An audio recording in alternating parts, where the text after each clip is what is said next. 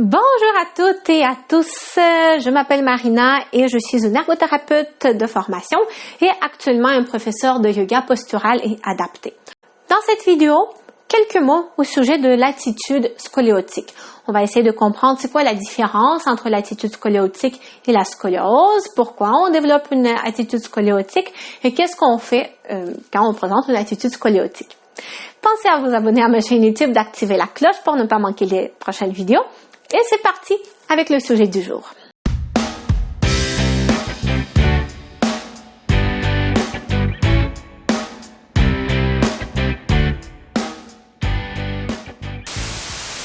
Alors, pour commencer, essayons de comprendre la différence entre une scoliose et une attitude scoliotique. Par ailleurs, j'ai une scoliose personnellement, donc c'est un sujet qui est très personnel pour moi, c'est quelque chose qui me touche beaucoup. J'essaie beaucoup de m'informer à ce sujet puis de tout mettre en place de mon côté pour que la scoliose ait le moins d'impact possible sur ma santé. Bref, cela dit, c'est quoi la différence entre une scoliose et une attitude scoliotique? Alors, si vous voulez, la scoliose, c'est une condition un peu plus grave que l'attitude scoliotique. En présence d'une attitude scoliotique, quand vous allez regarder une personne vue de dos, par exemple, vous allez, comme en présence d'une scoliose, vous allez voir une déviation au niveau de la colonne. La différence, c'est que quand on présente une attitude scoliotique, en apportant un petit changement ou un gros changement à notre posture, on peut complètement faire disparaître cette courbure, ok? Par exemple, si on a une jambe qui est plus courte, une chose qui n'est pas si rare que ça, ok? Autant on peut avoir une vraie jambe courte qu'une fausse jambe courte. Je vais vous expliquer la différence un petit peu plus tard dans la vidéo. Donc, bref, si j'ai quelqu'un en face de moi qui présente une jambe plus courte, cette personne peut autant présenter une attitude scoliotique ou une scoliose. Si on a une attitude scoliotique, si la jambe qui est plus courte, je rajoute une petite semelle, si je fais en sorte de soulever un petit peu la jambe, la scoliose, la déformation de la colonne, quand on présente une attitude scoliotique, va disparaître. La scoliose, la colonne va redevenir droite. En présence d'une scoliose, si, mettons, dans la même situation, une jambe plus courte, je rajoute un petit quelque chose sous le pied de la jambe qui est plus courte, la déformation sera toujours là, ok? Bon, elle aura peut-être une petite modification, elle aura peut-être pas exactement la même allure que quand on laisse le pied qui est plus court complètement au sol, mais la déformation sera toujours là. Et c'est ça la différence. En présence d'une scoliose, peu importe ce qu'on fait, bon, à part une chirurgie, mais parmi les techniques un peu plus à portée de notre main, peu importe ce qu'on fait, les exercices, les ajustements, si on modifie la position de notre bassin, la déformation sera toujours là. Donc, dans le cas d'une scoliose, réellement, les vertèbres sont déplacées une par rapport à l'autre. Donc, pour la suite de cette vidéo, je vais un petit peu plus me concentrer sur l'attitude scoliotique. J'ai par ailleurs déjà plusieurs vidéos au sujet de la scoliose, donc je mettrai quelques liens en description aussi si c'est quelque chose qui vous intéresse. Donc, pourquoi on développe une attitude scoliotique? Donc, tel que j'ai déjà mentionné, ça peut être à cause d'une jambe qui est plus courte. Donc, ça peut être tant une jambe qui est réellement plus courte, donc par exemple, vraiment au niveau des os, il y a une différence de longueur au niveau des os. Donc, dans ce cas-ci, vraiment, le seul moyen de remédier à la situation, c'est de rajouter une petite semelle sous le pied de la jambe qui est plus courte. Par contre, ce qu'on voit souvent aussi, c'est une fausse jambe courte. Donc, réellement, si on regarde chacun des composants de la jambe, si je regarde la longueur du fémur, si je regarde la longueur des os, plus dans le tibia, la fibula, bien, la longueur des os est exactement pareille des deux côtés. Et donc, ce qui va faire en sorte qu'une jambe va paraître plus courte, ça va être plus au niveau des tensions, au niveau des tissus mous, ok? Donc, je vais vous montrer un exemple. Je pense que c'est quelque chose que vous allez mieux comprendre avec un exemple. Souvent, ce qu'on va voir avec un pied en pronation, le pied en pronation, c'est le pied qui tombe vers l'intérieur, comme ça ici. Là, vous avez le pied qui est en pronation. Ce qui arrive quand j'ai un pied en pronation, c'est que ça déforme un petit peu la position du tibia par rapport à la cheville. Ça déforme la position du fémur par rapport à tibia. Il y a des rotations que mon membre inférieur est en train de subir à tous les niveaux. Il y a certains muscles qui sont en train d'un petit peu se tordre. Toutes les tensions sont un peu déséquilibrées au niveau de ma jambe. Et donc, tout ça, ça va faire en sorte qu'une jambe va paraître plus courte. OK? Par contre, dans ce cas-ci, déjà peut-être en travaillant au niveau de notre pied, en retrouvant une position un petit peu plus neutre au niveau de l'arche de notre pied, en travaillant d'une façon un peu spécifique au niveau de nos muscles, en fait, donc en essayant de retrouver un meilleur équilibre au niveau musculaire, au niveau du fascia, au niveau des différentes structures de notre membre inférieur, c'est possible, en fait, de retrouver quelque chose d'un petit peu plus équilibré entre nos jambes, ok? Donc, c'est pour ça que je pense que c'est vraiment important de faire cette distinction-là. Puis, je suis en train de me poser la question si on fait toujours, mettons, quand vous allez voir un podologue, je me demande si cette distinction est toujours faite. Je sais pas. Personnellement, je suis jamais allée voir un podologue. Mais, gardez ça en tête. Qu'une petite déformation ou une grosse déformation au niveau de votre pied, c'est quelque chose qui peut avoir un gros impact sur la position de votre bassin et donc mener à cette attitude scoliotique, donc déformer votre colonne.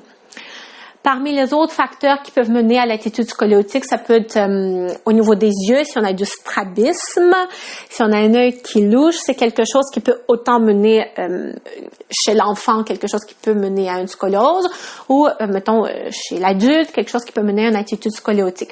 Pourquoi je fais cette distinction-là aussi enfant-adulte, c'est que souvent la scoliose, c'est quelque chose qui se développe vraiment à l'enfance, entre, mettons, 1 an et jusqu'à, je sais pas, jusqu'à l'adolescence, jusqu'à 13, 14, peut-être 15 ans, ok? Et donc, c'est là que apparaît vraiment la scoliose, donc la vraie déformation au niveau de la colonne, ok?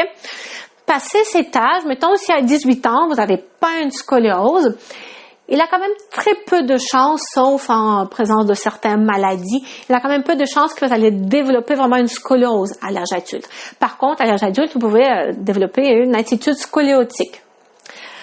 Et attitude scoliotique, c'est quelque chose qui amène quand même beaucoup de problèmes aussi au niveau de notre corps. Hein? Autant des douleurs, toutes ces tensions au niveau de notre corps qui sont déformées, des douleurs musculaires, ça peut avoir des impacts sur la respiration, sur le bon fonctionnement des organes internes, puisque tout est twisté, tout est un peu asymétrique, tout est tout croche, ok? Il y a des douleurs au niveau du cou, tout ça. Donc, où est-ce que j'en étais? Oui, j'étais en train de parler des yeux, oui. Donc, quand on a un œil qui louche, c'est quelque chose qui peut contribuer à une attitude scoliotique.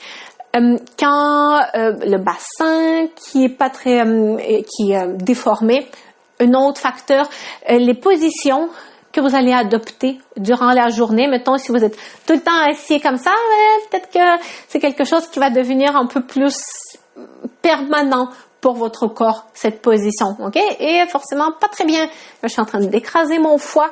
Ça veut pas dire de temps en temps que c'est une mauvaise chose d'être assis comme ça, mais mettons, si tout le temps, vous adoptez des positions asymétriques, mais ce sont toutes les choses, les façons de vous tenir, les façons de bouger que votre corps va adopter d'une façon un peu plus permanente, et c'est pas quelque chose qui est très bien, bien évidemment, ok? On veut quand même retrouver quelque chose de plus neutre. Parce que si on s'en occupe pas, de l'attitude scoliotique, il a des fortes chances que ça va s'aggraver de plus en plus avec l'âge. Et c'est la même chose ici par ailleurs aussi avec la scoliose. Si on s'en occupe pas, il y a quand même un risque assez important que la scoliose se dégrade. Donc, qu'est-ce qu'on fait en présence d'une attitude scoliotique? Donc, déjà la première chose très importante, c'est déjà de s'assurer que c'est bel et bien une attitude scoliotique et non une scoliose que vous avez. Et comment on fait ça? Ben vraiment, il faut un examen médical complet. Ça, c'est que le médecin qui va vous faire ça. Puis, ça prend aussi une radiographie pour vraiment s'assurer que ce que vous avez, c'est une scoliose ou si c'est une attitude scoliotique. Vraiment, ça prend un examen médical complet. Et donc, bon, quand vous savez que vous avez une attitude scoliotique, mais c'est essayer de comprendre qu'est-ce qui se passe au niveau de notre corps. Donc, on va vraiment analyser la situation d'une façon complète. Ça, c'est quelque chose que je fais par ailleurs durant la séance offerte. Je me réapproprie ma posture. C'est une petite séance gratuite dans laquelle, oui, je regarde votre posture et on essaie de comprendre qu'est-ce qui se passe à ce niveau-là. Donc, vous pouvez réserver cette séance. Je vous mets le lien sous la vidéo en description. Donc, on essaie vraiment de comprendre, attends, mais est-ce que vous avez un pied justement en pronation, comme je vous l'ai montré un petit peu plus tôt, qui fait en sorte que vous avez une fausse jambe plus courte qui est en train de tout déformer. Peut-être ça vient pas de la jambe, peut-être ça vient plus d'une mauvaise habitude posturale, peut-être autre raison.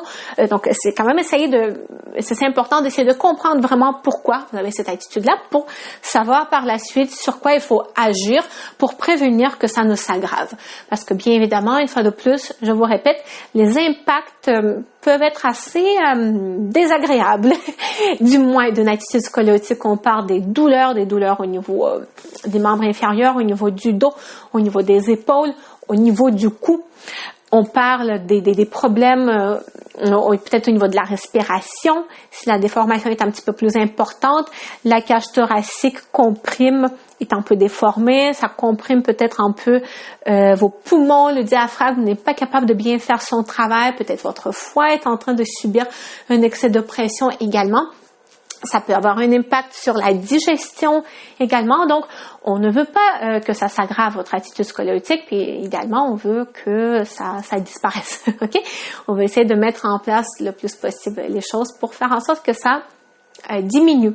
Voilà, donc c'est ce que j'avais à partager avec vous aujourd'hui au sujet de l'attitude scoliotique. Donc, je vous invite à réserver votre session « Je me réapproprie ma posture » avec moi.